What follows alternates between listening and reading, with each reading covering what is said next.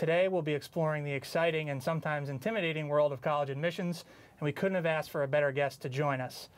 Don Bishop is Notre Dame's Associate Vice President for Undergraduate Enrollment. In addition to his service at Notre Dame, he's held senior positions in enrollment at Ohio Wesleyan, Cornell, Creighton, and Embry-Riddle.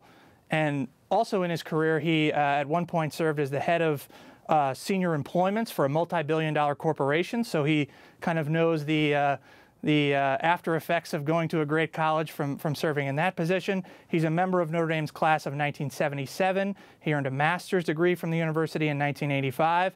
And Don's wife, and he has a daughter who also graduated from Notre Dame, so a huge Notre Dame family. And we're just thrilled that he could be here today with us to share his expertise in this area. So Don, thanks so much for joining us. Well, thanks for having me. For those of you who are joining us live, just wanted to give you a quick rundown of how today's program is going to go. In a few seconds, Don is going to kick off his presentation. That'll take up about the first half of our program, where he'll be walking through his thoughts on the college admissions process today and giving us a look at Notre Dame's process and next year's, the current admitted class. And after that, he'll be taking your questions. So you'll see directly below the streaming player where you are watching us, there's a form to submit questions. You can start submitting your questions now, do so throughout the show, and we'll try to get to as many of them as we can. With that, Don, I'll hand it over to you. Oh, thank you so much. And I know this is a topic a lot of people are very passionate about, very interested in. I've been doing these talks to high schools around the world over the last 10, 15 years. So the first part of my talk is really going to not just talk about Notre Dame. I'm assuming as parents, as if students are watching, some high school counselors may be watching, I want to talk to you about all of your choices and not just Notre Dame. And then the second part of my presentation will be extremely specific just on Notre Dame. But I think this first half of the presentation is really designed to walk you through the process. I had 3 children go to college. Our oldest went to Notre Dame. The other 2 other schools were proper fits for them. So I understand that Notre Dame is not the only college, that even as a dedicated alum or a parent of a current student, this is not always the right place for a variety of reasons for every student. We hope we can convince you as much as possible that it is, but that's not always the case. So this first part of the presentation is really designed to talk to you broadly, and then we'll get more specific in great detail about Notre Dame. So the first thing I just want to talk about is the landscape that's out there, that the colleges face, that the college applicants face. There are about 3.2 million high school graduating seniors. About 2/3 of those will go to a college. There are actually 2,200 different four-year colleges and universities in the United States to choose from. And the other interesting thing is that about 10% of the college-bound students went to private high schools, but about 22% of the students enrolling at college enroll at a private university. So the idea of private universities is even more attractive to the American household going to college than it is at the high school level. And we're certainly very pleased to be one of the top leaders in that cohort of colleges. Now, what I'm going to do with these slides, we will make these available, so don't feel that you have to quickly write down, because there's a fair amount of data in some of these slides.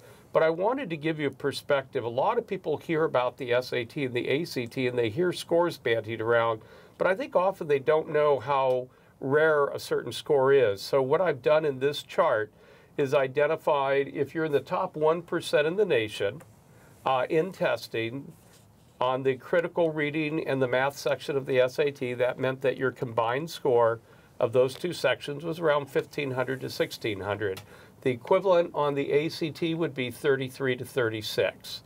If you were in the top 5%, you had around a 1,380 on the SAT or a 29 or 30 on the ACT. So this chart just gives you an idea that as your students start taking the PSAT, the ACT plan, the SAT and the ACT, this at least gives you some sense for where they stack up. When you get those reports, by the way, by the testing services, they will also give you your percentiles in that. So that just gives you that type of information. Obviously, the class rank information is provided to you at your high school. At Notre Dame, about 42% of our applicants have high school rank, but now more than about 58% do not have a class rank. Most of those schools do give you and us a distribution of grades where we have a ballpark idea of where you did in your class. But the class performance is something I'll talk about in a little bit. But to give you the landscape, I often talk about the most selective colleges, and I'm always asked, why aren't all the straight A students with top test scores getting in? Why can't the colleges admit them all? And it's really simple math. There are about 50,000 high school seniors applying to college this year that were either in the top 1% of the nation in the national testing and or in their high school class performance. And if you look at the top 15 colleges, that I would argue Notre Dame's in that group, we can only enroll about 25,000 students combined, and probably about a third of the students at those schools are admitted and enrolled for a variety of talents and attributes that would not necessarily just be driving the decision based upon class performance and test score. So that means there are about 15,000 spots for around 50,000 students. Most of these students apply to 8 to 12 different schools, maybe an average of 10. So there are so many applicants at that level. The other thing is numbers, and as you'll see as we talk about this later, are not the only things we use to admit a class, but they are a good starting point to just get some perspective. So I'm not going to go through all these points, but if you download this PowerPoint, you'll get to view these. And one thing I would tell you is look at the top 16 to 30, the top 31 to 50, the top 50 to 200 colleges. If there are 2,200 colleges, and a college is in the top 100 or 200, that still is a very high-level college. And students in the top 1% don't just go to the top 15 or the top 30. They are spread across many of these great college choices. And I've worked at some of these other great college choices. And I know that they're as deserving as having your attention as we are in some of the other top 15 schools. But this at least gives you some idea. The top 20 colleges don't really give much merit awards. And as a family, if you're looking at lowering your costs and your student is in the top 5% of an enrolling class of a top 50 or top 100 college, that college may offer you a lot more merit money and reduce your costs. And you may judge that that college is going to give you a tremendous value. So the testing and your class performance and your relative position in the class, it's not just getting in, it's where you are in that pecking order as to what the cost might be for you. To give you an idea of the university's profile for instance, on test scores, by the way, again, I don't use class rank data as much anymore to profile a school because a lot of us are reporting that less than half of our enrolling class even had a class rank. Everybody had a test score. We don't overuse test scores, but we do use them to, at times, compare clusters of colleges together. So if you're at a top 15 college, your profile is typically around 1,500 on the SAT or a 34 or 33 ACT. That would be your median student. That's the student in the middle of the class has that type of caliber of testing results. If you're in the top 16 to 30, it's closer to the 1,400 to 1,450 in the range of 31 to 33, and so forth as you look through. So if I had a child who had a 1250 on the SAT, had a 27 on the ACT, and let's say was in the top 20% of their high school class, what cohort of colleges should I be looking at where my student would be a match, where they would be comfortable there, they would fit within the middle section of the class? And I'll talk about the value of being in the top quarter, middle half, or bottom quarter in a little bit. And right now, this is, when you see this normal distribution, the colored chart, this is going to talk about if you're in the top 10%, 25%, middle, what does that mean? I'm going to stop now for a second and reflect on some other truth that I think is important for you to understand. At the colleges, we are here to teach your students, but our faculty at the great research institutions are also here to create new knowledge. I think the way the world's advancing is through the academic enterprise of the research. We just had our screen went dead. There we go. But the academic enterprise of the faculty is a major part of Notre Dame and the other top universities that we're trying to create knowledge. The exciting part for students is they get to participate in that. When I was at Notre Dame, the colleges back in the 70s, being that involved in research as an undergraduate was not very available. It was something that seemingly was reserved more for PhDs. Today, especially at Notre Dame, the learning for undergraduates includes research. It is a big part of the learning enterprise at the university, not only for the faculty who are creating new knowledge, but for the students that get to be involved in that excitement. And I would suggest to students, when you graduate from college, you no longer have classes, you no longer have multiple choice tests. You basically are doing research for the rest of your life on whatever you feel you need to solve for your organization, for your community. There isn't a set of classes that teach you this anymore. So developing the skills of research are very important. So when you're at a university, the top universities are trying to get the top faculty. So the top faculty will research. At Notre Dame, our competition for the top faculty is to make sure that we get faculty that not only are great at research, but also at teaching so that they will involve the undergraduates. We're ranked as one of the top teaching undergraduate research universities in the United States. And we're very proud of that. We're going to continue supporting that as a priority. But faculty want to teach the brightest students. Also, when faculty are teaching a class, look at the purple area or the blue area, the middle 50%. What the faculty at Cornell, at Ohio Wesleyan, at Creighton University, at Notre Dame have taught me during my time working at those institutions are faculty want to reach the maximum number of students with the content they provide, not only the depth of the content, but the speed by which they go through that. If they can go through the content more quickly, they can teach you more things. So the learning enterprise that the faculty want to put in front of the student is often focused on how much can my kids in my class handle? How fast can I go? How nuanced can the material be? How in depth can it be? So they want to understand from the admission office, what is the middle 50% of the class enrolling's capability? Because I'm going to teach, I'm going to pitch my class at that level. And then the students that are in the top quarter, they may feel that they could go a little faster and deeper. I'll have to enhance my class for them.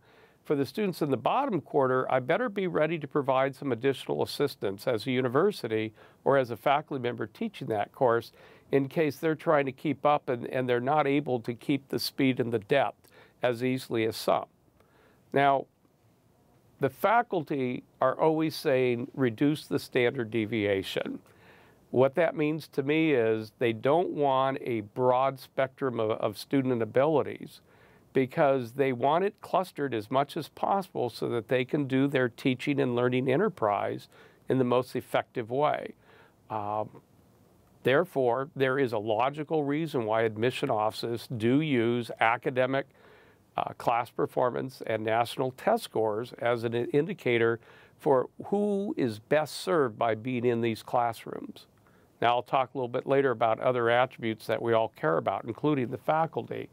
But when you look at this normal distribution, if you go to the various guidebooks or even online to the admission websites of the colleges, most of them will show you the middle 50% statistics of their enrolling class, hopefully in class performance as well as the national testing.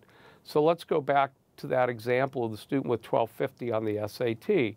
Where would my 1250 be at a certain college? And let's say it's in the orange area, that it would put me in the bottom 10%.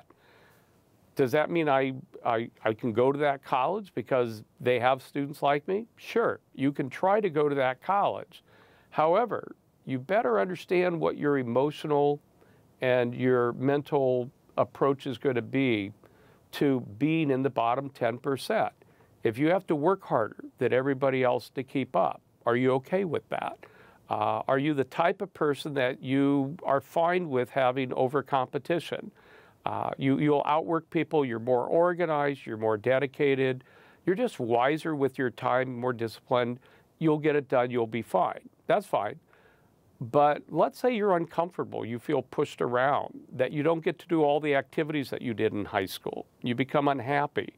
I've watched students go through this process. So as you look at your college choices, I think it's going to be smart to really think through whether you're going to be the type of student that responds to being in the bottom 10%, or you'd prefer to be in the top 10 or 15 or 20 or 30% of the class. Most of us, when we went to our colleges, were in the middle 50%. Actually, half of us were, statistically. And that's by design, probably the biggest comfort zone. I'm sure we'll take some questions on that in the second half hour, but I hope that this conversation, you don't usually get this in an admissions presentation, but I actually think it's a vital element as you're considering your colleges to map out where you'd be on that normal distribution. Now, the next thing to talk about are costs. If you look at the private colleges, most of them range between $50,000 to $70,000 in total annual costs.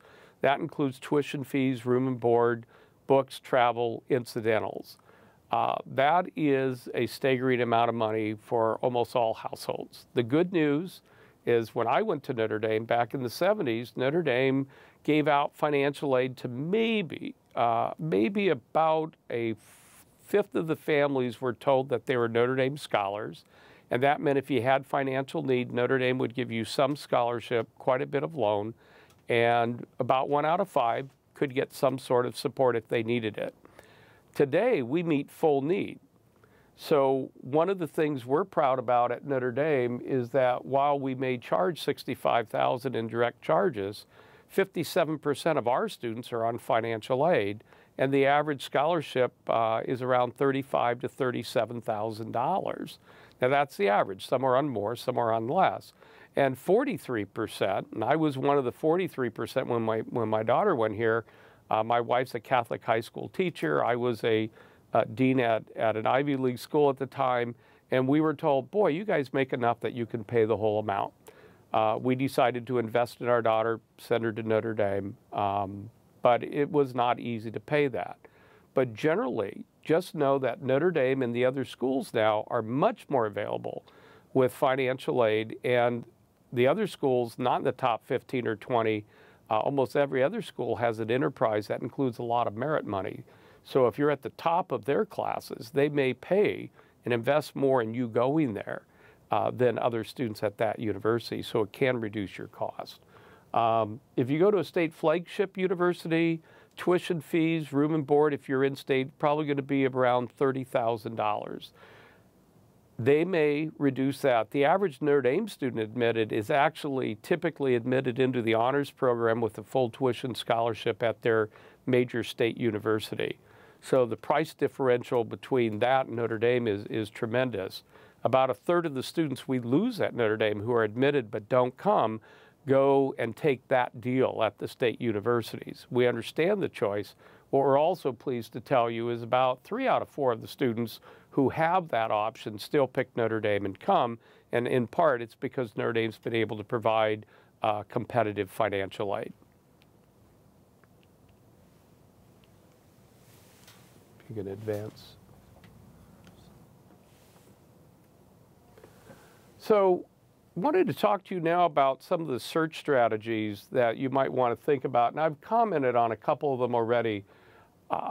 You know, the typical student today is probably applying to between 4 and 16 colleges. The record we saw last year, I think we saw a student apply to 37 colleges. Don't do that. I'm not sure if that student needs college or therapy after going through that experience. There's a reasonable number that you ought to pick. And I would suggest to you two to three areas of categories. It's okay to look at schools that you're not sure you're going to get into, but you are sure that you'd love to go there.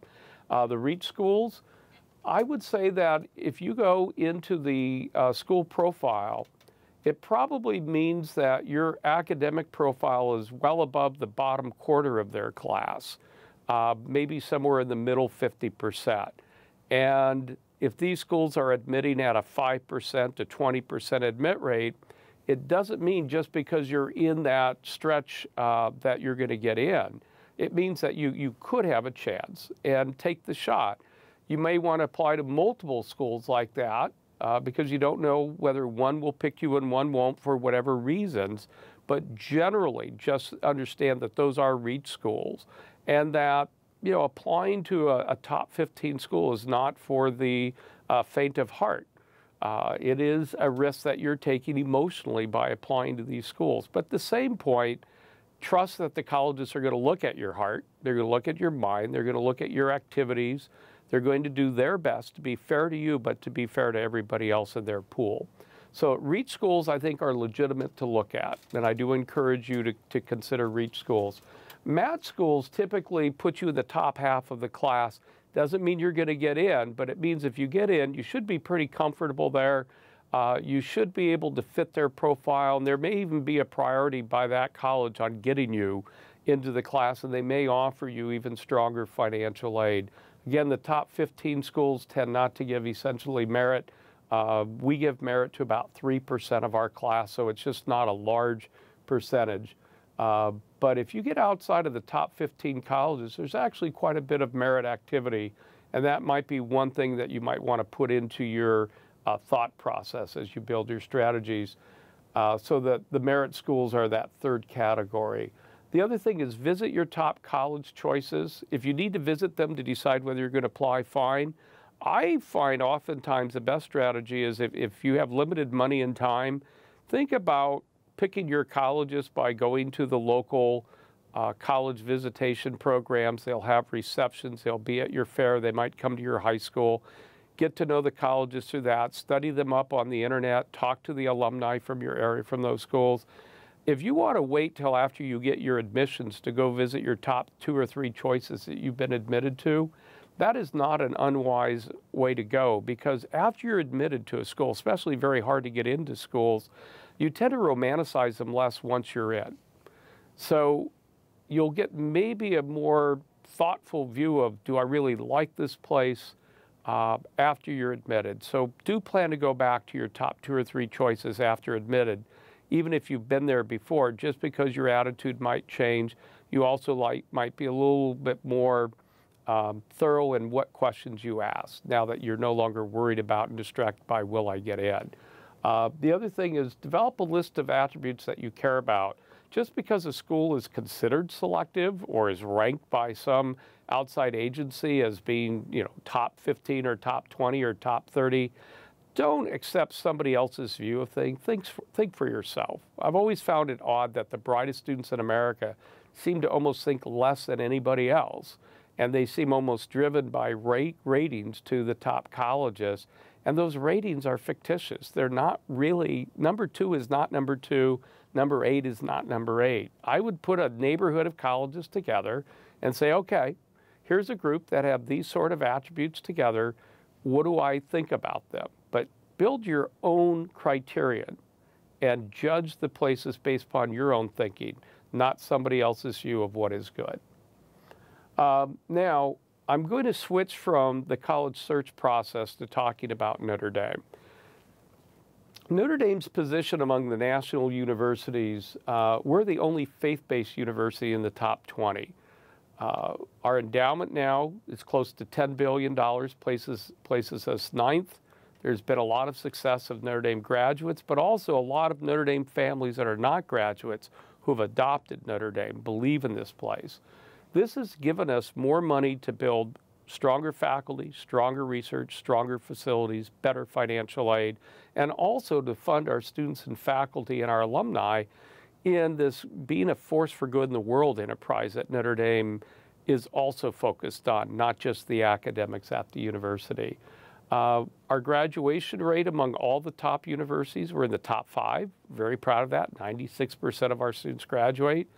Also, we're in the top 10 for the yield rate, so the percentage of admitted students who enroll. So Notre Dame is often first choice. We're very proud of that. I would tell you that our academic profile puts us in the top 8 to 15. I always joke that there's 15 schools in the top 10 these days. We're in the top 10, but there are 15 schools in that. So it depends. Do you care more about class performance? Do you care more about leadership and risk-taking, entrepreneurial types, or test scores? So depending on the strategies of the colleges and how they're using their selectivity, Notre Dame is 8th to 15th, somewhere in that range. We're also ranked 7th dream school by parents. So parents tend to trust the Notre Dame brand. Forbes has a rating based upon outcomes. So they've looked at the success of graduates and their relationship with the university and their comments about the university.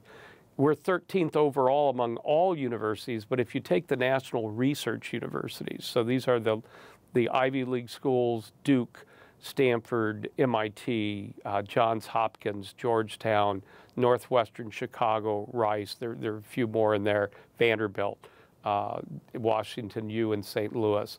But if you take that cluster of schools, we're 8th in viewed for undergraduate education. We're very proud of that.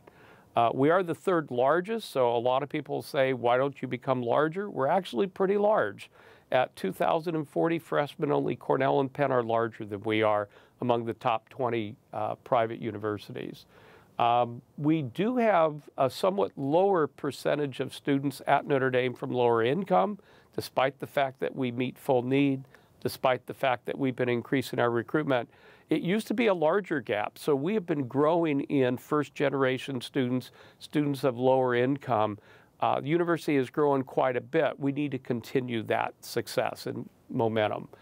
We've also had somewhat less international. We're at 5% international as an average for the 4 classes, but last year's class was 7% international. This year will probably be 7%. We're rising that number, and we're very proud of that. I will say that the other metric that interests me for Notre Dame is that we've looked at, in around 2010, we looked at the top Catholics in America as measured by their national test scores.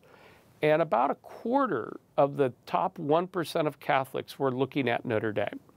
So they were applying to Notre Dame, about a quarter. We've moved that in 6 years from a quarter to over half of those students. So we've gotten the Notre Dame conversation with top Catholics in America into a much more active discussion, and we're producing more interest. To give you an idea of where our admitted students are from, they're from everywhere. About 37% of our admits are from the East Coast and the Southeast. About 34% are from the Midwest and the Central Midwest. 29% are West, Southwest, or other countries. So Notre Dame is truly one of the most national, if not the most national university in the United States. Our admission trends show that applications are going up. I'm going to let you look at these later. I'm going to go through these quickly. But you can see that not only are applications going up, but we've actually, compared to just 2010, we've admitted 600 fewer students this year to actually enroll essentially the same size of class. So the yield rate is also going up. That gives you an idea of our enrollment size. We've gone from in '94 about 1,880 to this year about 2,040. Also, our admit rates, as applications have gone up, you've seen a major change in the admit rate. It is about 18% this year. It was 30% in 2004. It is getting tougher to get in, and there are more students having a real desire to come to Notre Dame. I will go through, just for the use of time, I want to talk a little bit about how we select students, and then we'll get to your questions and answers. So I like to use the word admission for what we do. It's mission fit.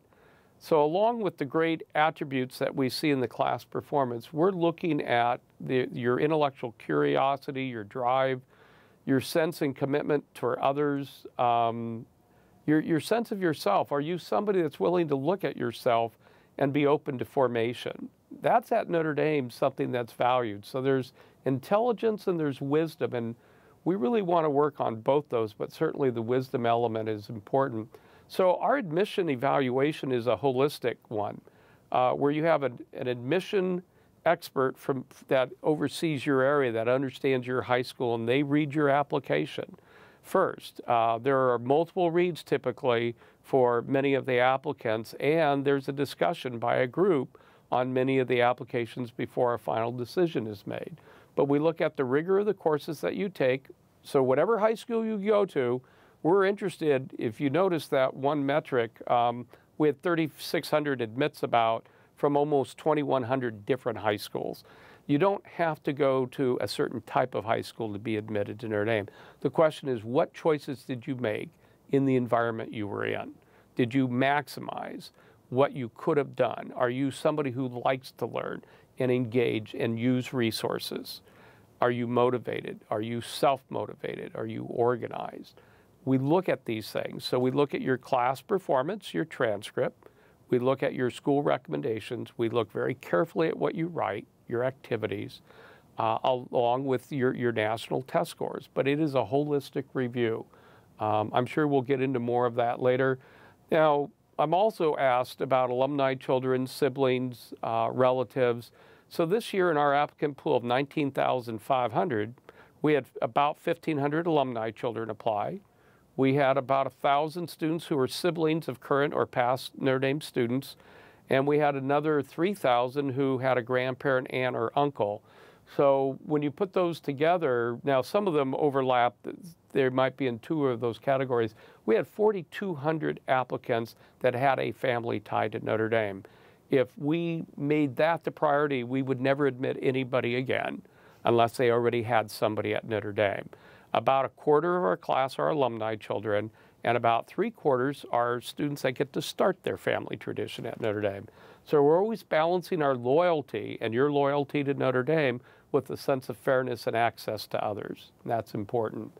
The other thing I will just show you is on this chart for later for you to look at is I've given you a distribution of the applicant pool at Notre Dame by class performance for those that did give us class performance statistics, and also by the testing. And you can see the admit rates by groups.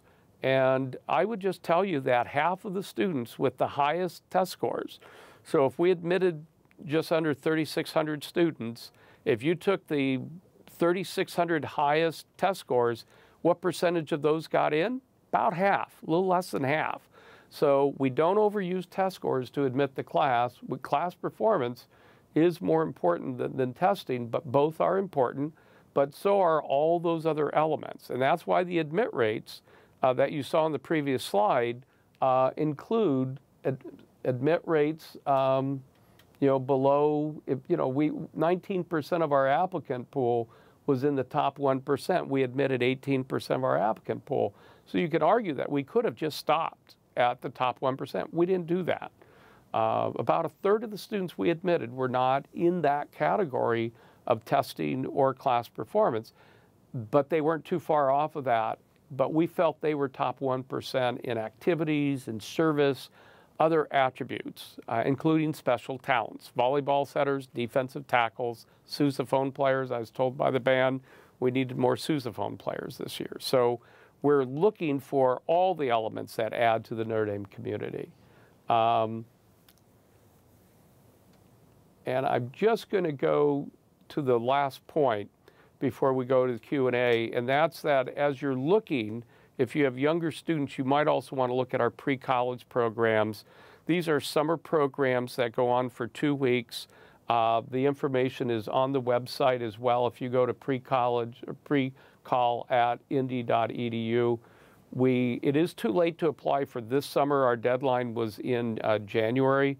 But as you're looking at for your children for other years, you may want to look at these options. I've been asked, if my student goes to pre-college, does that give them any advantage in the admission selection process when they apply for the 4-year undergraduate experience?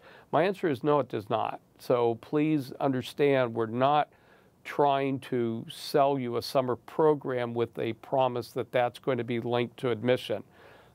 It should stand by itself as an intellectual and personal experience that you might want for your children. In addition, I would suggest to you the advantage of it is your student may be more influenced by going to it to want to come to Notre Dame, to understand what it might take to be successful at a school like Notre Dame. So whether in the end they have an admission advantage, it may help them decide whether this is the right place. So that's the information I wanted to give you today. And I'll just leave you with, go ahead and keep dressing your children with Notre Dame things. It's great for recruitment. This is my 4-year-old British granddaughter. And she's now older now than in that picture, but guess where she'll be applying to college. So thank you very much. Well, thank you, Don. That's a lot of great information, really interesting information for all of us, and some really good news for sousaphone players. So, so we appreciate that. So for those of you watching live, now's the portion of the program where Don's going to be asking your questions. Remember, you can submit your questions now and throughout the remainder of the program using the form directly below the player where you're watching us right now. We're going to try to get to as many of them as we can. Don, you go all around the country and speak to parents and alumni and prospective students, and you speak to them on campus as well. What do you find is the biggest misconception about the admissions process broadly today? Well, and I think it's not just at Notre Dame. I think there's a misconception that you need to know somebody, that if I can get the right person to write a recommendation for me, that will matter. We have a very famous alum that a family got to write for their child, and our alum did not know the child, they knew the parents. And the parent called me when the student did not get in and said, "Didn't you get the letter from this person?" I said, "Yes, I did." And they go, "But I don't understand. We didn't get admitted, but the person told you that my son was really good." I said, "We got the letter, but we do reserve the right to make our own decisions." So parents, alumni, don't feel pressure to go out and find somebody that you think knows somebody. That's just not the way it works. It's not who you know, it's who you are. The other misperception is that we only use one number, class performance or test scores. Or if my student doesn't get in, it's because you overuse that. We use everything we can, but at the end of the day, we're balancing a lot of different goals that the university has. You cannot predict by the numbers who's going to be admitted. When you're looking at students applying to Notre Dame or the other colleges and universities where you worked, how important is it for the prospective student to express why Notre Dame, why they're passionate about attending Notre Dame? Is that something you look for? Is that something it's important for students to get across in their application? In our holistic evaluation, we're very interested in is how are you going to use Notre Dame's resources to become the best version of yourself? Are you going to be open to the difference of Notre Dame versus other colleges? And so if you can, when you're writing about why Notre Dame, don't just talk about why you love the sense of us as the top Catholic university in the country and the world, which is important to us. So talk about that, but don't spend your entire write-up just saying that. Say it quickly. And if you're a football fan, we get that. We all are. You know, you can say those things saying my early allegiance to Notre Dame was based upon those elements. My family is highly tied to the university because of those and their own relationships. But move off that quickly after stating it and tell us the why. What are you going to do by being at Notre Dame that's going to advantage Notre Dame, and how are you going to be advantaged by coming to Notre Dame? And does Notre Dame seem different to you than your other choices? Tell us why. The more you tell us why you think Notre Dame is different for you, it's kind of giving us an idea of how you might be different from others. And we're always looking for those differences to see whether we are adding to the class people that are going to really engage the resources of Notre Dame and the spirit of mission at Notre Dame to be a major force for good in the world. How are you going to help? And in the way that you can talk about Notre Dame, also talk separate from Notre Dame. Why did you do your activities? What are your motivations? So don't just state declaratively, this is what I did. tell us, what was your motivation for doing it? Why did you do it? What did you learn from it? How has that changed you? We're interested in your depth of thinking. Are you a reflective thinker? Do you learn from what you do? Or we have too many kids today in our generation of parents. I think we have produced a lot of students that feel that they have to be accomplishment oriented. And they're going for trophies and test scores and numbers. And what we're more interested in is the process that gets you to the result. So go beyond the accomplishments and talk about the why you did something and what you learned from it and how it changed you. You talked about the mission, admission, looking for prospective students who fit Notre Dame's mission, and I'm sure other colleges and universities, do try to do the same. How difficult is that from the materials that are supplied? Yeah. How hard of a challenge is it for you and your colleagues in undergraduate enrollment to identify the students that really do fit Notre Dame's mission? That's a really good question. We ask it every day of ourselves, every time we read an application. All the student can do is be their authentic self, do their best job of trying to identify their ideas as to, I guess I'm trying to, if you convey in your most sincere way who you think you are, who you want to become, I think we're going to feel like we're really getting it. We'll understand that. Try not to write cliches. Try not to take our view book or our website and give back to us what we wrote to you. Try to put it in your own words. I don't think any of the colleges, we don't do a good enough job. It's frustrating for us. We wish we could get to know you so well that it's not just reading your essays and reading your recommendations from your teachers and your coaches and your counselors and your mentors, but that's the best system we have. Should we have interviews? I am very concerned, having worked in the corporate world, we stopped using interviews as the priority way to even hire people. The problem you have is interviewer bias. So the interviewer may be biased towards a certain type of person. When you have 20,000 applications, how do you properly interview the students? But we are looking at, is there a way that we might be able to use interviews down the road? Is there a way that we may put other elements into the application? So it is the main question that we struggle with.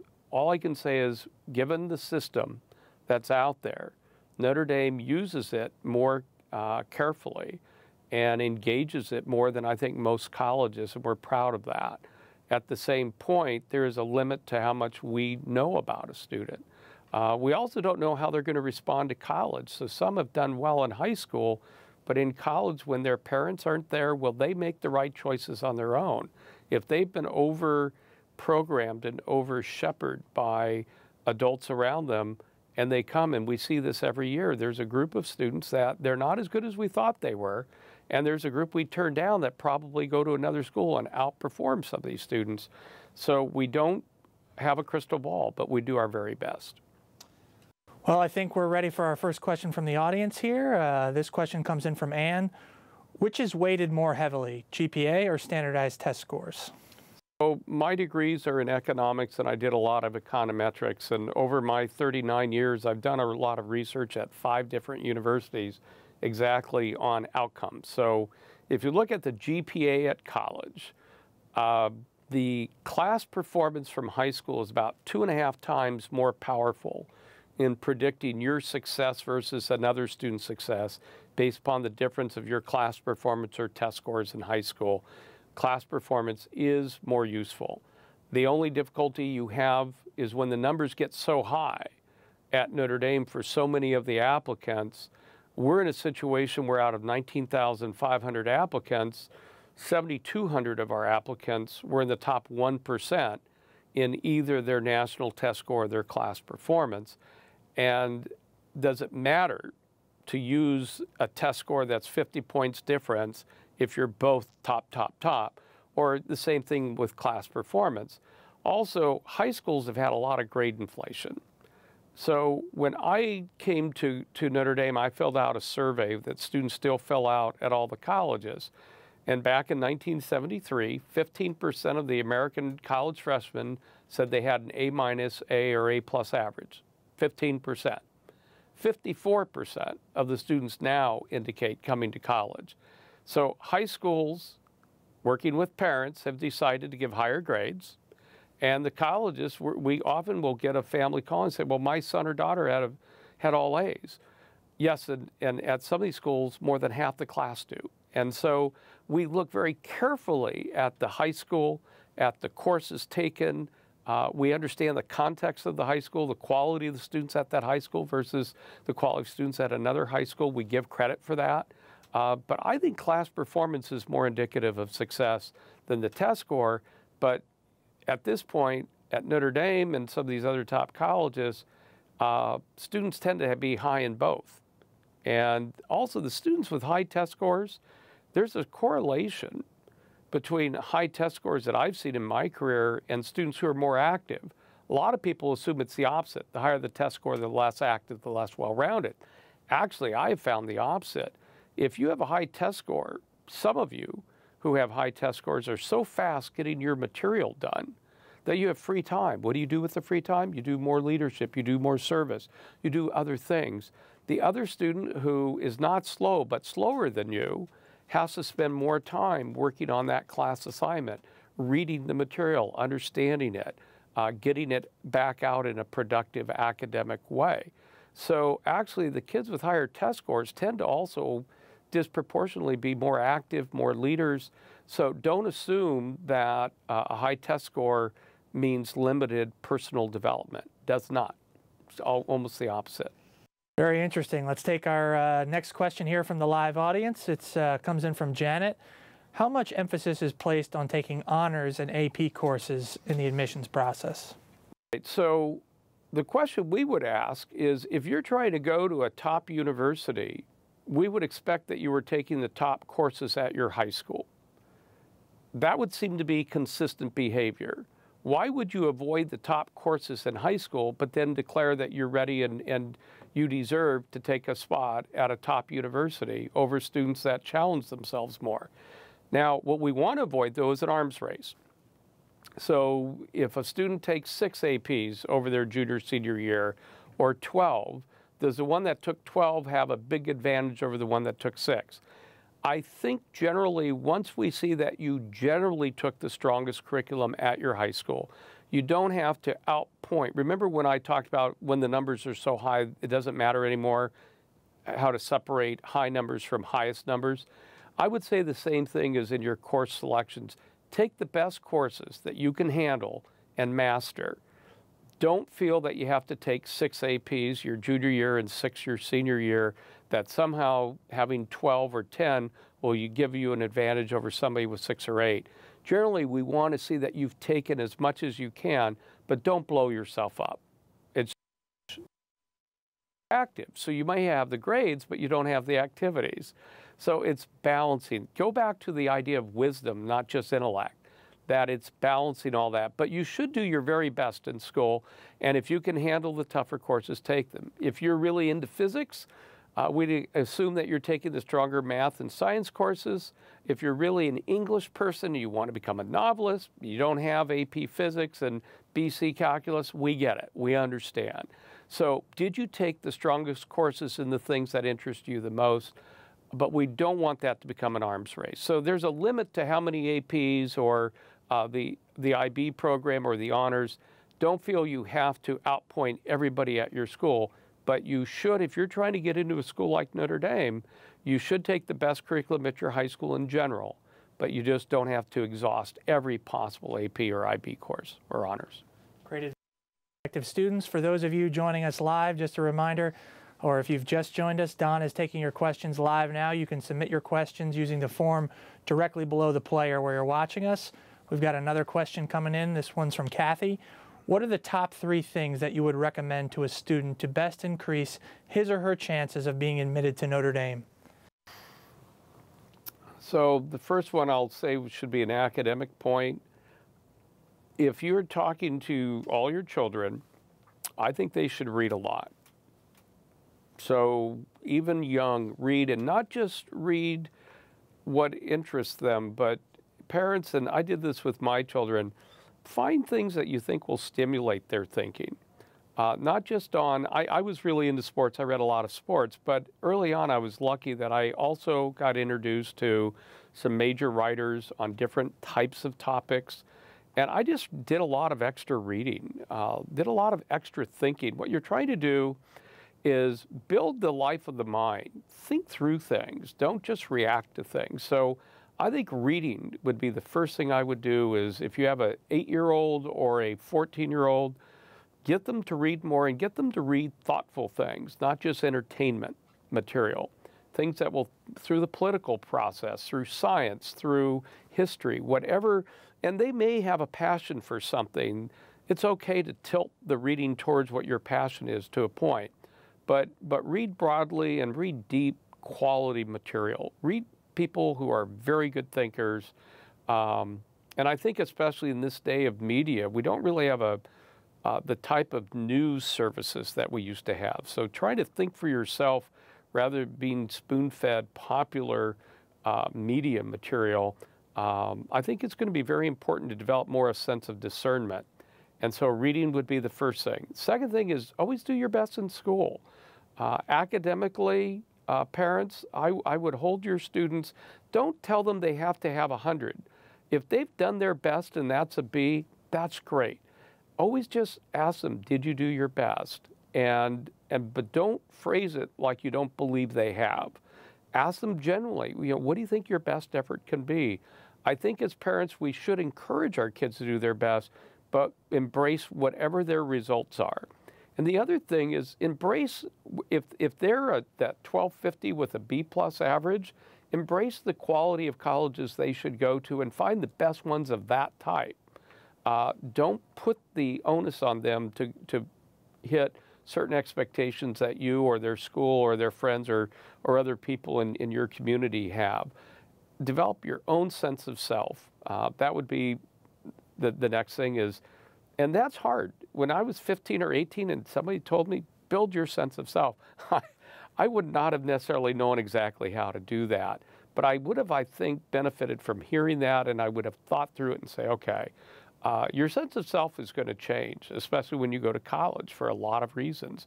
Part of it is the human mind, almost biologically at 18 to 22, is still changing. But also the experiences you have by going away, studying, being on your own, being held more accountable, responsible. The third element is don't do 30 different activities. It's not the volume of activities, it's the depth of the activity. So do 1 or 2 things extremely well and get more involved in them. If that means being in the stage crew for the theater productions, if it means being in a sport, the only thing I would tell you is don't be one-dimensional. I would probably pick 2 types of activities. So if you're doing sports, do one other thing as well. If you're doing theater, do one other thing as well. Community service is extremely important at Notre Dame. I think it creates more of awareness that you're not just here for yourself. I think you feel better about yourself if you help people. You get more of this positive sense that a purpose, and we certainly message that at Notre Dame. So in any way that you can go deep into showing that you work well with others and that you're trying to help others, it's not all about you all the time. We have another question coming in. This one comes to us from Angela. She asks, what does Notre Dame consider to be a well-rounded student? Okay. Well, there's 2 answers. Some of our well-rounded students are well-lopsided students. So a well-lopsided student is certainly valued because they may be particularly into a field of study and one other thing. And as long as there's some balance there, we could find that to be attractive. But if you want to talk about the classic well-rounded definition, I think it's a student who performs very well in the classroom, but does so because they're truly interested in learning, not just saying, well, if I do well enough, I'll get into these schools, or if I do well enough at Notre Dame, I'll get this type of job, or I'll get into this grad school. Being more self-directed, self-motivated, and authentic, not trying to impress other people as much as trying to get a sense for what do I want to do today, why do I want to do that, what do I want to accomplish tomorrow. Are my activities and my effort in line with that? So I think a well-rounded student is somebody who gives their best effort, but when their best effort is then ultimately judged, they can live with that outcome, and they don't overstress over it. I think at Notre Dame and at the other top 15 or 20 schools, parents, students, if you want to read a book that I think can be helpful, read the book Excellent Sheep. It's about a faculty member who was educated at Columbia, taught at Yale. He's no longer at Yale. He's been a speaker here at Notre Dame. He's been a speaker at many places. But the book Excellent Sheep talks about this need for students and parents to stop evaluating themselves by these external measurements and to come to more of a sense of self and then be happy with that.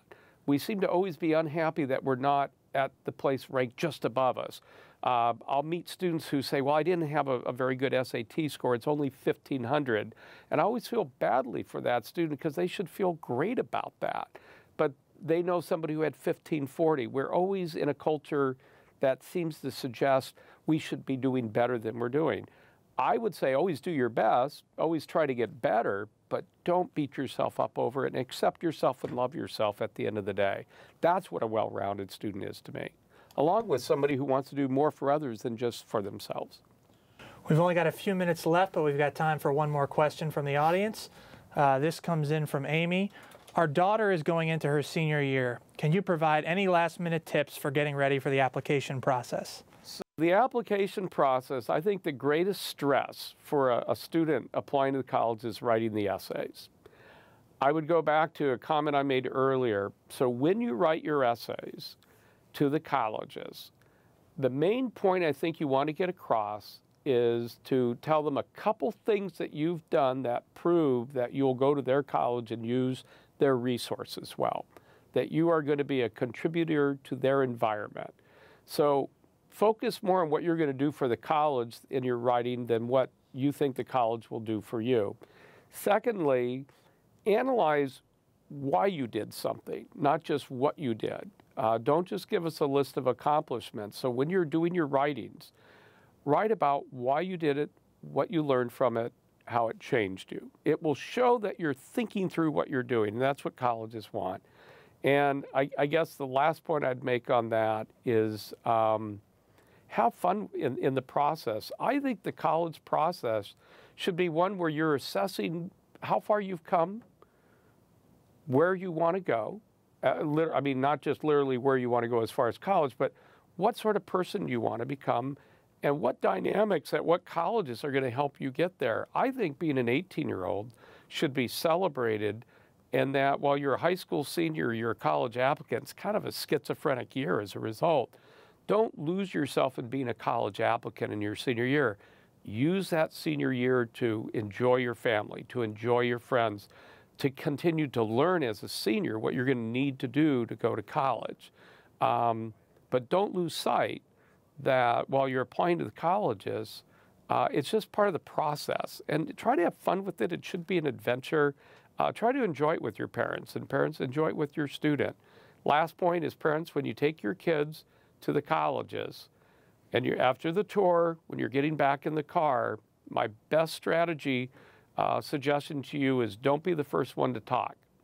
Let your student tell you what they thought about the college and the tour guide and the tour and the admission session and whatever else they did on the college. If you start talking first, trying to identify what you think you saw, they will feel like you're trying to bully them into thinking the way you're thinking. And as we all know with our teenagers, they will prove to you that that was bad strategy. So my strategy with my children, I'm very talkative, but I tried very hard when we finished the tours and everything, not to say anything until they talked. And then they'd ask me my opinion. Then they would listen to me. So that's the other gift I'm trying to give the parents is don't run over your children with your own views, even though you know this process better than they do probably. Let them come forward first and then let them ask you your opinion and then give it. Well, Don, unfortunately, we're running out of time here. For prospective students and for parents who've been watching, if they want more resources to learn more about the admissions process at Notre Dame, where can they go? What should they take advantage of? So just go online, and two areas that you'll be interested in is go online and look at both the admissions website and the financial aid website. You also have the price calculator on the financial aid website. So if you're trying to get a sense for what sort of aid you might get at a place like Notre Dame, and you can do this at your other colleges as well, they should all have, if you typed in on Google Notre Dame price calculator or Duke price calculator, you should be able to get right to where they would basically ask you to put in some answers to questions and then give you an estimate of what sort of aid and total cost you would have. Same thing with admissions. Just go on our websites, identify yourself as a prospective student. We'll start sending you electronic materials. We may even send you some paper materials. Well, Don, we got so much interesting information from you today. You answered so many great questions. So thank you so much for taking the time to be here. We really appreciate it. Well, thanks. And we enjoy reading your students' stories as they come in. Every student has a story to tell. And I have to say, after 39 years, and my staff as well, we're all fascinated by what you've done. And so keep applying, and we'll do our very best to be fair. We know it's a tough process. And thanks to all of you who joined us live or all of you watching later. Remember, for all of our online learning content, our past episodes and upcoming ones, you can visit us online at my.nd.edu/learn, or you can visit us on YouTube by finding the Notre Dame Alumni Association channel. I'm Kevin Brennan with the Notre Dame Alumni Association. Thanks so much for joining us, and go Irish. Thanks.